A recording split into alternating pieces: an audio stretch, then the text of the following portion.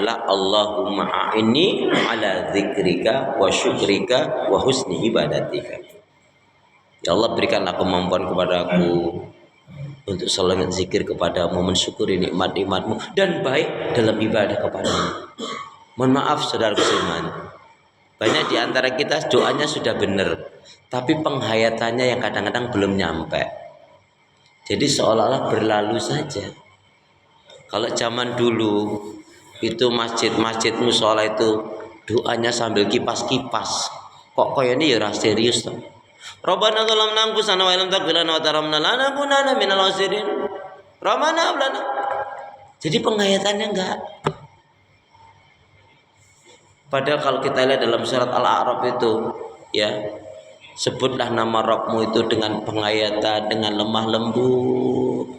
Rasakan betul dalam berdoa itu, pastikan kita mengagungkan Allah. Allah maha hebat, Allah maha sempurna, Allah yang kasih keselamatan, Allah yang kasih rezeki, Allah yang kasih kesehatan, Allah yang kasih pahala, Allah yang maha kuat, Allah yang punya surga. Amin. Sehingga kita nggak akan bergantung kepada manusia. Ya, coba doa itu tadi saya yakin panjenengan sudah hafal jamaah sekalian. Tapi coba hadirkan dalam penghayatan dalam berdoa itu.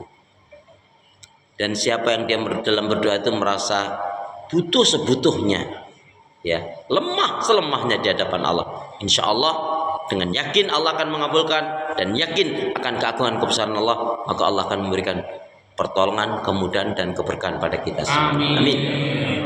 Doa yang kedua apa kalau habis sholat subuh terutama? Nah, sebetulnya ada yang mengatakan karena ini doa ini diajarkan pada waktu subuh, seolah-olah ada yang menganggap ini mestinya dibaca sehabis sholat subuh. Tapi juga ada yang mengkaitkan ini adalah hadisul waqi'. Jadi kalau dalam ilmu itu, ilmu hadis, ada istilah hadisul waqi'. Hadisul waqi' itu apa? Bertepatan Rasulullah mengajarkan ba'da subuh. Ya, jadi bukan mesti ya ini ba'da subuh saja dibaca, tapi kapanpun boleh kita baca.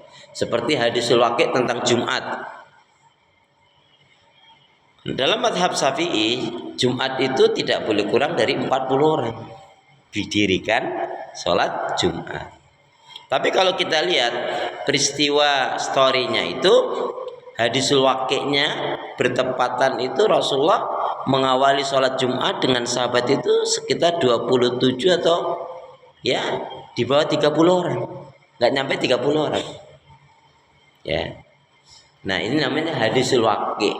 Ya, ada juga yang kekeh harus gitu, kurang dari segitu nggak boleh Jumatan.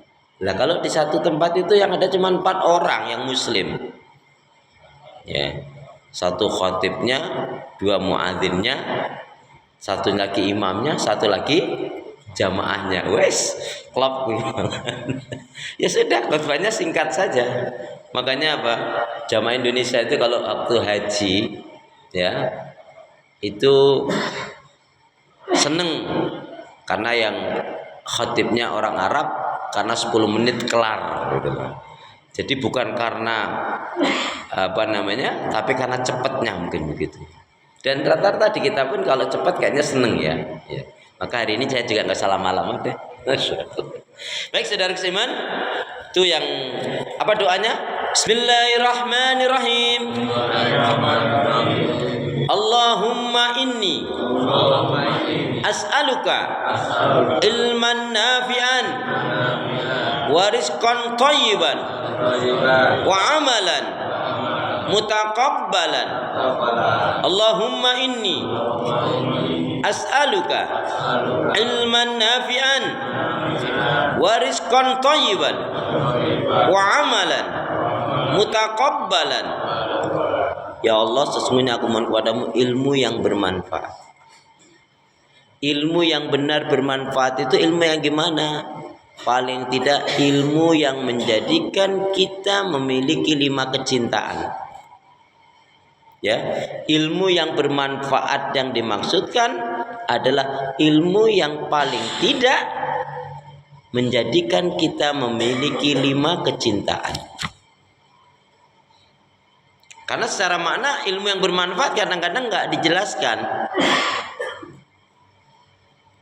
Apa itu?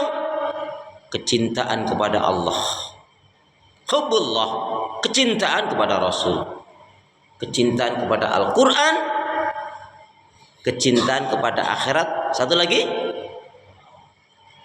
saya ulangi, ilmu yang benar adalah paling tidak ilmu yang menjadikan kita memiliki 5 kecintaan: cinta Allah, cinta Rasul, cinta Quran, cinta akhirat. Satu lagi apa? Ya Allah, Masya Allah, Astagfirullahaladzim, Innalillahi. Jangan sampai saya bilang begitu. Manusia yang mana? Cinta kepada ahlul jannah, cinta kepada ahli surga. Gimana kita mencintai ahli surga itu? Yang pertama, kita harus belajar dari Al-Quran ataupun dari sirah nabawi atau dari kisah-kisah sahabat Nabi, orang-orang yang dijamin masuk surga. Itu kan mesti punya kelebihan-kelebihan fadilah. Ya. Salah satu contoh saja, antum pahami ya, kalau yang umum kan 60 sahabat Nabi. Udah mengerucut saja yang asratul mubasyirin bil jannah, 10 sahabat yang dijamin masuk surga. Coba ketika lagi nggak semangat, lagi galau, baca itu biografi orang-orang yang dijamin surga itu, ahli surga itu. Nanti akan bangkit. Jamaah pernah malas ibadah? Jamaah pernah malas ibadah? Pernah? Tanggal berapa?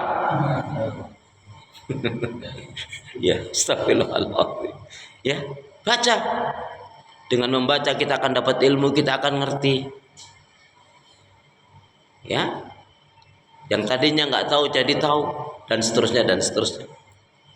Mengerucut lagi, baca itu 4 sahabat saja deh, Khulafaur Rasyidin Al-Mahdiyin. Karena Rasul menyatakan, alaikum bisunnati wa sunnati Khulafaur Rasyidin Al-Mahdiyin. Artinya apa? Hendaknya kalian berpegang teguh dengan sunnahku dan sunnahnya Khulafaur Rasyidin Al-Mahdiyin, yaitu 4 sahabat Nabi, Abu Bakar, Umar, Utsman, Ali.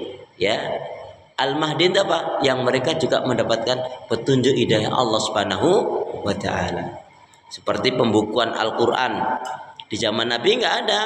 Zaman Abu Bakar enggak ada. Mulai di zaman sahabat Umar sudah mulai, ya. Ada sahabat sampai mengatakan, lebih baik kau perintahkan wahai Abu Bakar atau Umar atau Utsman untuk memindahkan bukit daripada aku, ya, membukukan Al-Quran. Sampai seperti itu. Karena di zaman Rasulullah tidak ada atau belum ada. Seperti ijtihadnya sahabat Utsman, di zaman Rasulullah azan itu 1 kali, tapi di zaman sahabat Utsman kok beliau menerapkan 2 kali. Ya, seperti contoh di Makkah dan Madinah menerapkan azan Jumat 2 kali itu diantaranya karena memang sangat padat pada saat itu jamaah atau penduduk. Azan yang pertama untuk mengingatkan ini adalah hari Jumat bagi yang lupa, yang di pasar untuk segera menutup, untuk siap-siap menuju ke masjid, ya. Itu jaraknya sekitar hampir 1 jam, ya. Kemudian ada azan di zaman Rasulullah juga memang sudah azan subuh 2 kali, dan terus sampai sekarang di tempat tertentu biasanya kalau yang peresmian masjid itu mereka mengumumkan, di kami menerapkan azan 2 kali. Tapi kalau di kita ini kayaknya di Bekasi ini saya belum menemukan di mana ya yang azan 2 kali. Tapi di daerah-daerah banyak itu. Ya. Ya. Oh, sana gitu. Nah, gitu ya. Nah, mungkin dia mengambil sikap itu ya. Jadi Allahumma inni as'aluka ilman nafi'an, tadi saya ulangi, ilmu yang benar, ilmu yang bermanfaat, paling tidak ya, ini uraiannya cukup panjang. Yaitu dengan ilmu itu kita memiliki 5 kecintaan.